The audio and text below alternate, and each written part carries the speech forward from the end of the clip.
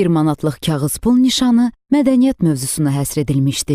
Pulun ön tərəfində Azərbaycanın milli musiqi alətləri, tar, kamança və dəfin qrafik təsvirləri əks etdirilmişdi.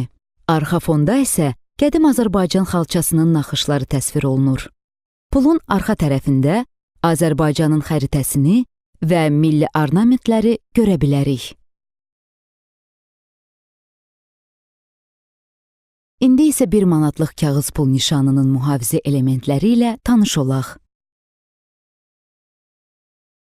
Pulun ön tərəfində yerləşən mühafizə elementlərindən biri gizli rəqəmdir. Pulu şaquli istiqamətdə hərəkət etdirdikdə sol aşağı küncdə rəngi yaşıldan qırmızıya dəyişən möcüzəli rəqəm görünür. Pulu işığa doğru tutduqda sol tərəfdə yerləşən su nişanı, işıqda görünən nominal və manat sözünü görə bilərik. 1 manatlığın ön tərəfində böyüdücü ilə görünən xüsusi dəqiq cizgilər və mikromətn yerləşmişdir. Ön tərəfdə yerləşən əsas elementlərdən biri də qabarıq şəkildə hiss olunan relyefli nominaldır. Pulun ön tərəfinə diqqətlə baxsaq, yuxarı hissədə mürəkkəbsiz çap olunmuş AMB yazısını görmək olar. Ultrabənövşəyi işıq altında 1 manatın ön tərəfi ekrandakı kimi görünür. 1 manatın arxa tərəfində üzərinə manat yazılmış metal sap yerləşmişdi.